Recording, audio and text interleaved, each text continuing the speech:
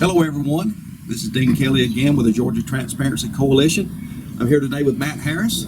As many of you know, Walker County is transitioning from a sole commissioner to a board of commissioners. We're going to have 4 districts for the chairman. Matt is running for chairman, and we're going to visit with him today and get to know him a little bit better. Thank you for coming, Matt. Hey, thank you for having me on. I appreciate that. Appreciate you having me. We're great to have you. If you would, for those that, I can't imagine you may not, but for those who may not know you that well, just give a background about who Matt Harris is. Yeah, so just a normal guy. Grew up off Wilson Road in Rossville. Moved to Catoosa. My mom was a parapro in Catoosa, so I always went to Catoosa County schools, but lived in Rossville. And then went to school, met my wife, came back home, and home to me was Walker County. So a lot of people thought, I'd come back and work in Catoosa, but I wanted to come work in Walker.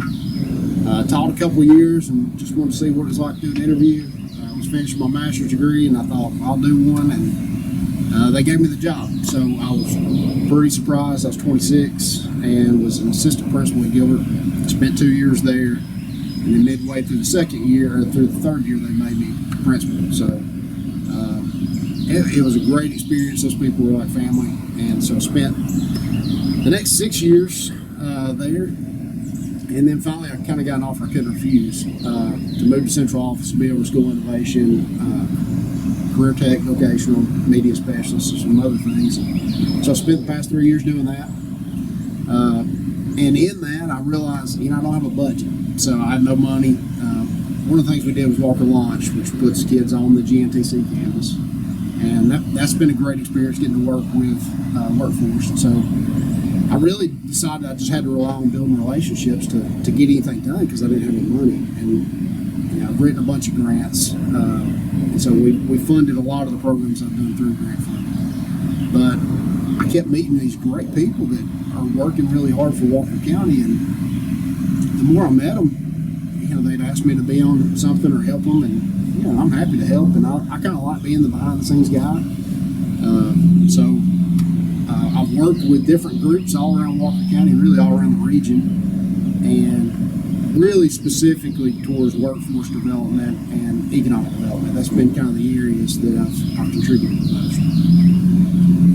And happy to be in the background, but the more I looked at this board coming, I started seeing that it's a totally different job, and it's really similar to more like superintendent, and that's a job that I've tried to be ready for and learn and see what I know what goes into it. So it was a reasonable understanding, but I still didn't want to get in politics. And I kept getting pushes from young professionals and people that I work with every day, and finally I jumped in there and decided I'd run for office, which is not something I've ever had a goal or wish to do, but every time I moved in education, I was like, well, I could do more here. And then something else would happen. I thought, well, I could do more here. And it always kind of felt like that's what I was doing. And this, I really feel like, is the place I can contribute to Walker County right now, especially through this first 4 years, because I really believe that this is the most important 4 years that we're ever going to have. It is. And I know you had a big part in getting the 5-man board, and now that we've got it, we got one shot. Yeah, and that's what I've communicated to all the candidates that are running. This is extremely critical. Horry County went to a board of commissioners, went back to a sole commissioner because they basically, I guess, failed as a board of commissioners. But this first board is extremely important. Everybody pulls in the same direction. Of course, now being chairman of the board is going to require a broader set of skills, different skill set than the sole commissioner does.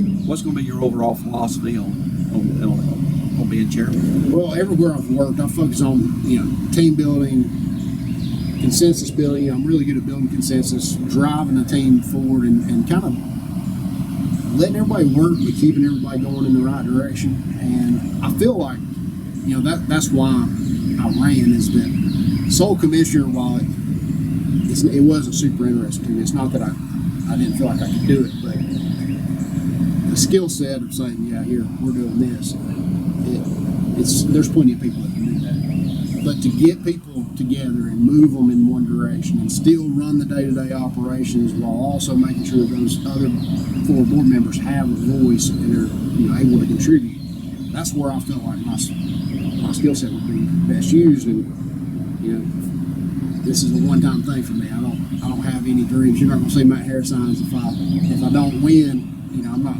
looking to run for this job 4 years from now, because to be honest, I don't think it's going to be a job I'd want to have. It's going to be a mess. And, you know, I'm not here to clean up the mess right now.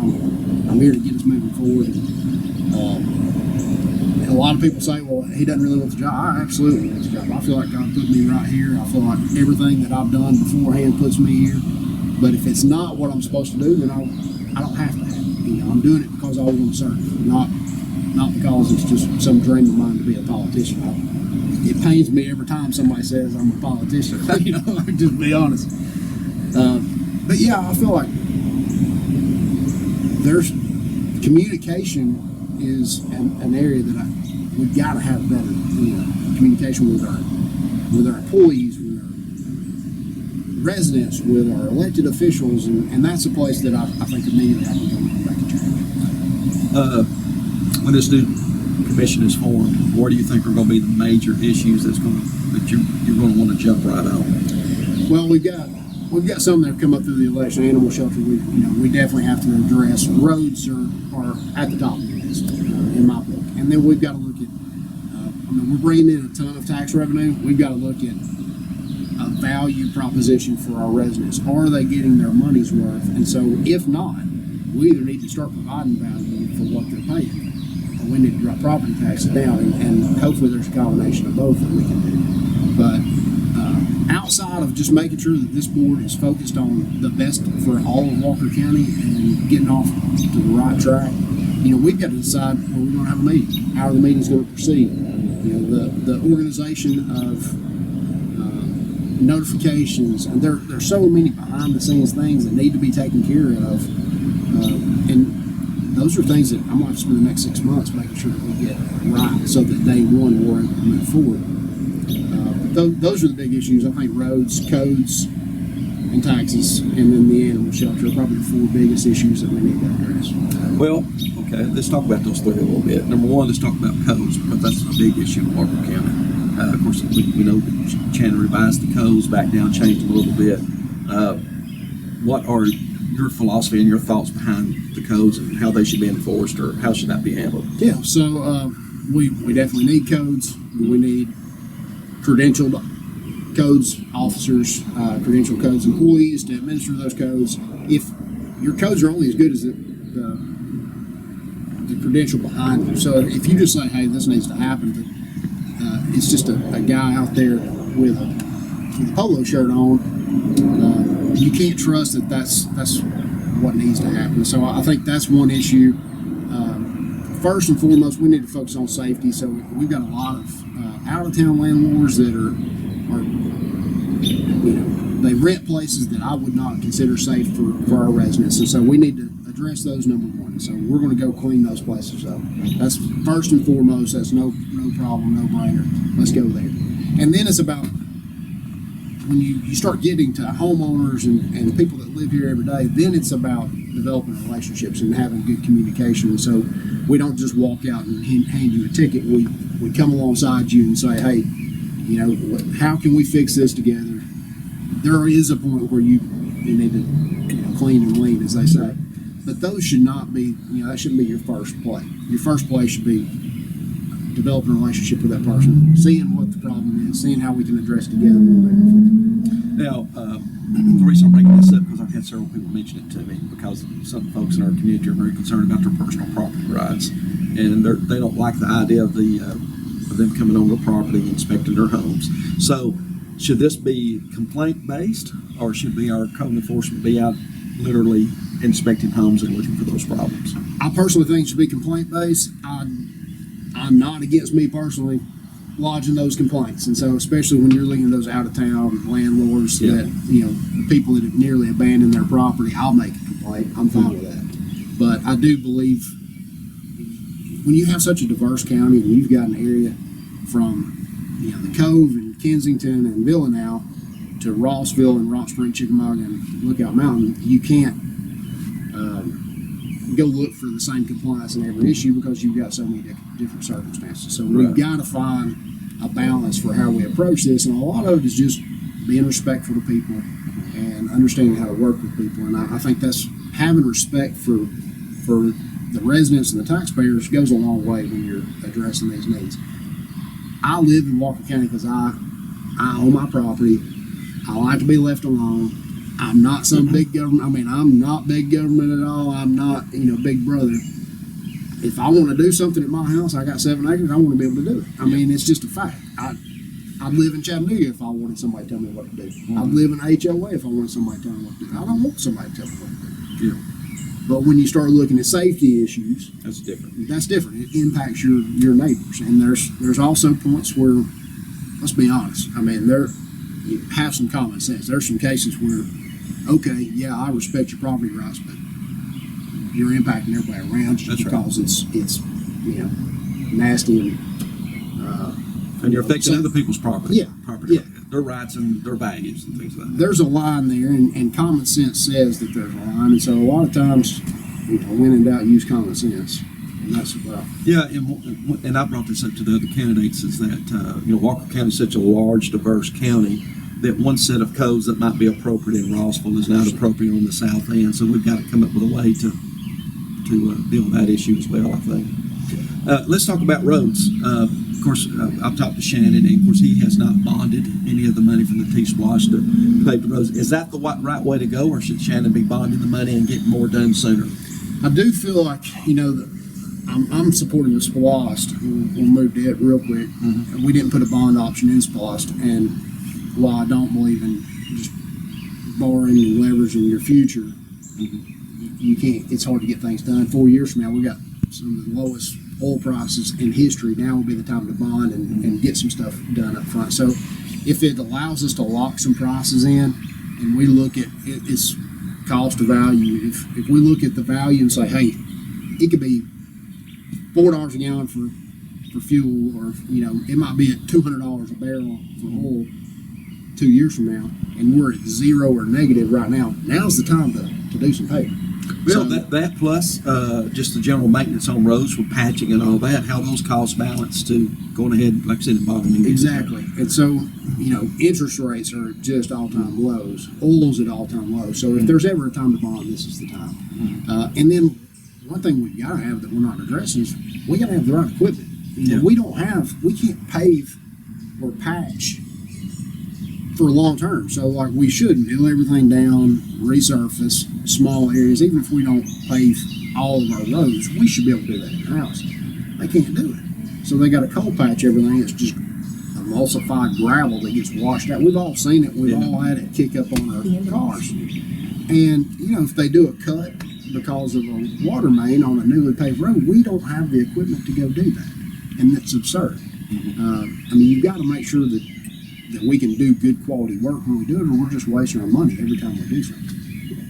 And I do feel like that's an issue right now that we've got to address. But as far as the bonding, like I said, you got to use common sense. Make sure that you keep enough in the bank to do what needs to be done in the future. And if you do bond the whole amount, which I would never do, well then everything's going to go bad at the same time. So putting things on a schedule so that every 7 to 9 years we're taking care of our major roads, and every 12, 15 years we're doing our secondary roads.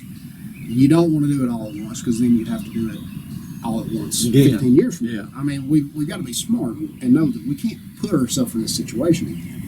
But we also have to lock in some prices. Yeah, absolutely. Well, let's move on to economic development. When we had the event right before everything got shut down at the Civic Center that we had down there, the candidate event, you talked a little bit about job creation and all that. What's your overall philosophy about how we need to move in that direction? Yeah, I kind of said I'd spend $1 to make 100 or make 1,000. I agree with that. Right now, like with the Shaw deal, we spent $35 million. We didn't guarantee any jobs. I mean, or we guaranteed $35 million. They could walk away from the deal. There's no clawbacks. I'm okay with providing incentives if I know I'm going to get a better value in the future for tax revenue and for the quality of life for our residents. But we've got to make good deals, and you got to be. I love the negotiating table, and it doesn't mean you go bully people, but there's a lot of play back and forth there, and we got to make sure that we're at the table every day, trying to make sure we get what's best for Walker County and all of Walker County. So I do feel that economic development, especially when you look at incentives and abatements and those things, there's a cost value, and we got to make sure that we're doing that. As far as economic development in the county, we've got a lot of potential opportunities, especially in the north end, because we've got the rural tax credit, we've got the opportunity zone. We got to execute. I mean, the table's been set, but the county's got to get to the table and knock some of these down and bring in some business. And we missed our chance in the hottest economy to bring in business. And so now it's going to take being smarter and working, really hard to get a lot of these things done, because we're probably in the beginnings of a severe downturn. So I still feel optimistic about economic development in Walker County. In fact, I've been very surprised just talking to several groups that if they think I'm elected, they're ready to come in, and I don't say that lightly. I'm excited that we've got people interested in Walker County, and we're ready to come, and we're not business friendly, and that doesn't mean you're not. That's not a bad thing. You can hold people accountable and do right, but still streamline and be efficient and be good for business. Being business friendly, Georgia's the most business friendly state in the country. We're probably one of the least business friendly counties in Georgia. And so we lose a lot of the benefits that Governor Kemp has given us. But you've got President Trump and Governor Kemp, two of the most business friendly leaders that we've ever had, and we're not getting it. And it's really frustrating, especially when we're right across the line from Tennessee. Georgia's set up to take advantage of that, and we're missing it. We've missed it. So it's going to be an uphill battle, but we also have a lot of property available. We've got a lot of heavy industry and workforce that's prepared for to do manufacturing, and so it's a great time to bring in another industry or manufacturer. We just got to be prepared to bring in the workforce to go with it by improving our housing. Well, my thinking on that, my concerns for that is I know that with economic development, you're competing with not just your local counties, you compete with them in our own state, but you also compete with other states as well. So the competition to offer a good package and incentive to bring some of these people in is there's a lot of pressure there. But at the same time, my concern is that we're going to give the store away. Yeah. And it's not going to necessarily be, in the long term, be beneficial to the community. We'll pay too much. Oh, I agree with that. If we keep doing deals like we're doing, we're giving our whole house away without, we're abating twice as much tax or more than Catoosa County, and we're not getting half as much for it. So, yeah. At some point, you got to make better deals. It's just bottom line. It's not about the fact that we are making deals. It's the fact we're not getting anything for it. Yeah. And so, I completely agree. But it's probably the thing I'm most excited about. I really like to get in there and recruit, negotiate, push. I just feel like that's the thing that I can make a difference in. Well, sometimes it seems like statewide, like I said, Georgia's supposed to be the #1 state for business, but it seems like that small business sometimes is being ignored. And I've talked to several leaders across the state who have come to that same conclusion. That is there any plans that you have, or what possibilities are there to help with small businesses in our community? Yeah, so small business. I own a small business. I keep hearing about all these programs. I don't get any of them. I keep hearing about all this training and things available. I haven't got any of that. I just have to take my knocks and learn. But you get smarter and smarter about how you do things. And there's a lot of people that can run a business and bring in revenue. There's not many people that can run a business and make money. Mm-hmm. So a lot of times you're handing it out as fast as you bring it in. That's right. And so one of the things that I'm excited, we're going to do it whether I'm elected or not, is do like a co-office space in Rossville with the Chamber of Commerce. And so when you look at Chamber of Commerce, it used to be you go have a meeting every month, and that's not, and have a luncheon, and those days are over. So we're looking at ways that we can revamp the chamber to be a support for small business, and I feel like we've got a lot of good people in place.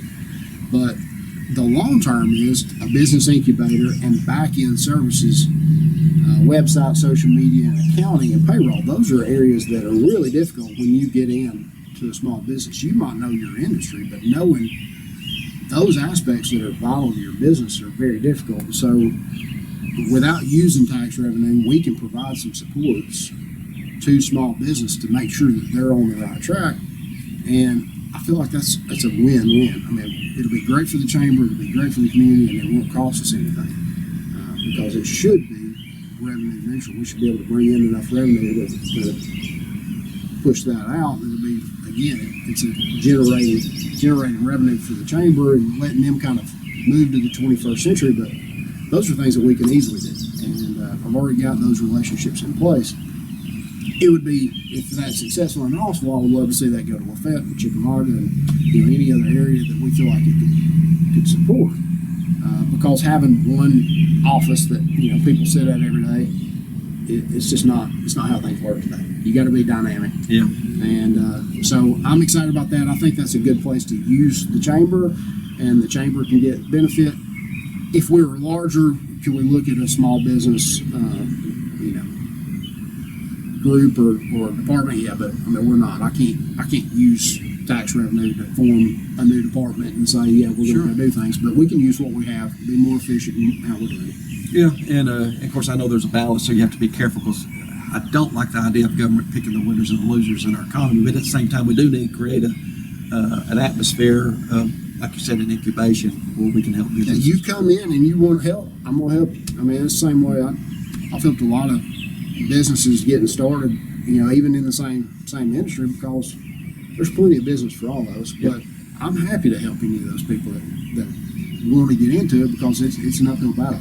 Same with a business incubator. A lot of times, if you're not smart enough to go find resources, I'm not picking winners and losers. You pick that you're not going to win. But if we don't have resources, it doesn't matter how smart you are, you're still not going to win. And so we've got to find a balance of helping those that are going to be successful with just a little bit of help, and then also giving opportunities for others to start business. And when there's an economic downturn, last time we lost a big core during 2008, we've not recovered as far as entrepreneurship in this country.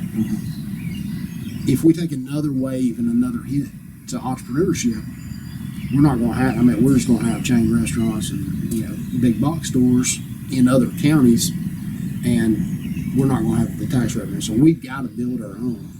And then we also have to look at those, what we would consider mid-sized businesses. On paper, they're still a small business, but those people that have shown they're successful, they're bringing in revenue, they're growing. They need our help just to keep further, pour a little gas on the fire and really see, massive growth. And those are the ones that I think are kind of the sleeping giant. Those companies that are in the 30 to 50 employee range, but could maybe be a 200, 300 employee range. And those are the ones that we need to look at first and foremost. Yeah, diversification is the key too. Just like Whitfield County, I know they haven't recovered from the recession of 08, and because they depended too much on one segment of the economy for their economic growth down there. And they still haven't recovered as that's going through that transition that it's going through. We have just a few minutes left, but with the few minutes that we have, any final thoughts or reasons that people need to vote for Matt Harris?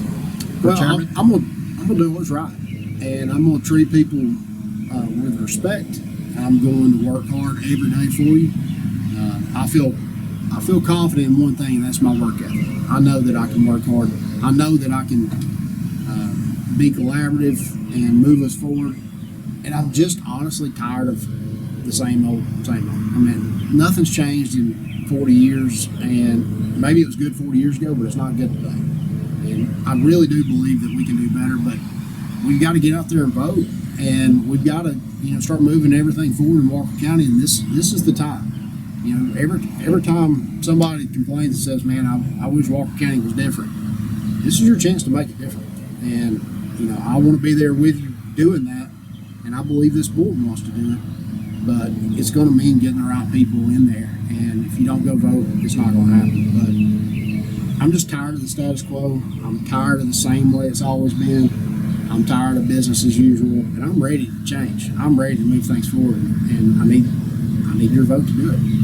All right, thank you so much, Matt. Thanks. Early voting is going on right now. If you don't early vote, be sure and vote on June 9th and be a participant in our community and our local government. Thank you so much. Thank you. Appreciate your Appreciate it. time.